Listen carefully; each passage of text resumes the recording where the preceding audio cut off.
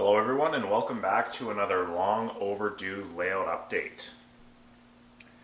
Today's layout update should be relatively brief in nature. I haven't completed a whole lot of projects around the layout over the last few months. As most of you know, I tend to stay pretty busy during the spring and summer months, just working outside and participating in other outdoor activities, so hasn't left me with a ton of time to get up here, but nonetheless some exciting projects that I've made progress on that I'll just quickly show you throughout this video here. So we've moved over here to the branch line and grade section of the layout. As you may be able to tell, I have completed hand carving all of the rocks for this stretch. There's a few areas that I'd like to touch up on, but this whole 36-foot stretch has now more or less been complete. So right now it's just waiting for different coats of paint and washes to put color onto the rocks and really make them stand out. But super happy that I have completed this monumental task of hand carving this whole section of rocks. Just took a lot longer than I anticipated. It's quite a task to sit there and hand carve everything. And it's interesting watching kind of the progression of working down one way and working back the other and how the technique changes and so forth. So I'll just do a quick walk by of this and show you just exactly what I mean, and then we'll move on. So let's do a quick walk through of all the rock carvings. You can see here, this is my first hand carvings that I completed. And you can see they look all right, but they're fairly defined and cartoonish in a sense. And then this up here is the very last rock carving I did. And as you can see, that to me at least looks a lot more realistic than that initial. And in the foreground here, these were some of my first rock carvings as well. They look all right, but I'll probably go back and touch them up.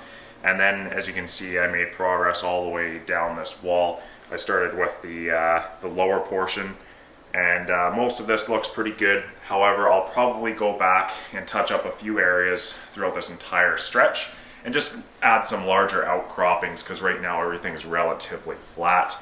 But nonetheless, I think it turned out great. Here has no rock carvings. That's because it's going to be a big scree slope, just to kind of add some variation to it. And this is what it'll look like when you first come into the room. So pretty happy with how all this went. And the only caveat to what I was talking about earlier is I got to also touch up this area here. I'm probably going to add a larger outcropping, and I got to put some tunnel portals and whatnot. So that section there isn't done as well as the other side of the tunnel, but I will fix that up before I do some painting. And then you probably noticed down here, had a bit of a casualty the other night while running some trains, and unfortunately these two cars hit the floor, so decided to make the most out of the current situation and just prop them up there as if they fell off the bridge. So pretty happy that I have this project done, because it was quite a monumental task to hand carve all those rocks. It took quite a bit longer than I originally anticipated, but I'm excited to get some paint and washes down on these rocks to start bringing this scene together. So we're now in the utilities room where the Helix is located, and most of you are going to be relatively unfamiliar with what this room looked like prior to me working on it in the last couple of months here. So I'll throw some pictures before and after up, but the biggest difference is that I completely closed in the floor with a bunch of plywood. So this used to be an open truss framework here, because it's basically an attic space, so it was just the roof trussing that you could see. And I just built the Helix around that initially. However, I anticipate that I'll be adding a reverse loop staging yard in here. So I wanted to finish the room off just a little bit better to do two things. One, stop trains from falling into the insulation down below, because it's an attic space, and then number two, to close off this room, insulate it, close it all in to regulate the temperature a little bit better. Like I said, it's an attic space. My layout room as is during the summer months gets pretty warm, which is why I had to go and invest in an AC unit, and this room is no exception to that. In fact, it's even worse. So I wanted to do some work in here, close it off, and insulate it properly so that we didn't run into any heating issues. I'm just going to remove the camera from the tripod quickly and just show you a few other things that I've done in here and where I'm going from there. So the initial Helix was built quite a while ago. I had to modify its bench work during this project because I built it basically just like a tabletop. So this in here was completely closed off with plywood, and I just built it up on little stilts like a table. I modified that in order to properly close off the floor like in the rest of the room. I also framed up a wall here, insulated it and vapor barriered it. And this was quite a task too, because this room is by no means square. It's an attic space. Not a whole lot of time was invested in it way back when the shop was built. You can see that in this here where the door frame is completely off square. So it was quite a task to measure everything up and get all the angles right. And you can see I framed the wall up all the way to the back there. Little access panel here as there's some conduit behind the wall. And then I got the vapor barrier installed and tape along the back there. So the next steps are going to be drywall. I'm not going to spend a ton of time drywalling this room. I'm just going to get some sheets up, and hopefully that contains the temperature problem that I've been having in here. And then once that's complete, I'll be adding the staging. So you can see I've already cut a hole there. The staging yard's going to loop back to the wall there and loop out and around this way. And it should be about 8 tracks worth of staging. So that'll be quite a bit of staging, which will get some trains off the layout and into this room so it's not as cluttered as it is now. So I'm super excited to wrap up this project. I should have it done within the next couple of months or so. I would have liked to get a little bit further on this project to where we are now. However, the summer months, it just got too warm in here and made it very difficult to work. So as I mentioned, it gets quite warm in here. What I actually ended up doing to kind of combat that issue is I moved the air conditioning unit out of my layout room and put it in here. There'll be a more permanent solution beyond where this AC unit is currently situated.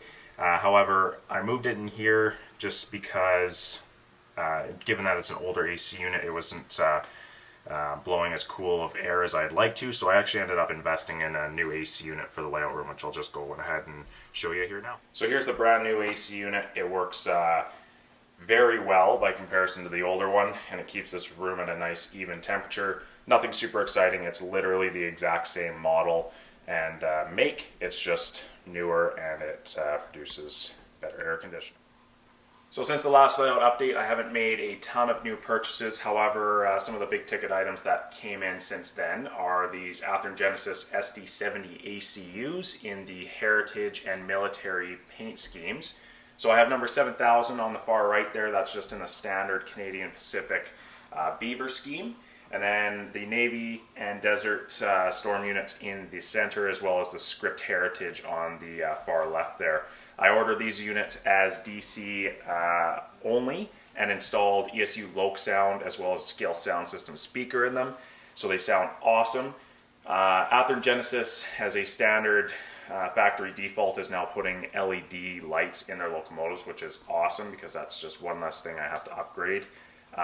So there was no need for that, and they look great right out of the box. The detail is phenomenal. They run great. With the ESU Loc Sound in them, they sound awesome as well. So absolutely no complaints there. Super happy to have them, and most of us know by now Athearn Genesis has announced the second batch of these ACUs. So they have, I believe, the block letter, the navy green, and I believe it's the Air Force unit that's coming out as well. So super excited to have those in the queue, in the pre-order queue, and we'll be excited to add those to the fleet with these. So very cool display pieces, cool to run around the layout, and overall I'm very happy with these purchases. So not a new model per se, but I had some custom work done to it as well as a few other models. As most of you know, I am a huge advocate for Rob Arsenault's work. I'm super impressed by everything that he does, so I sent him some more of my locomotives.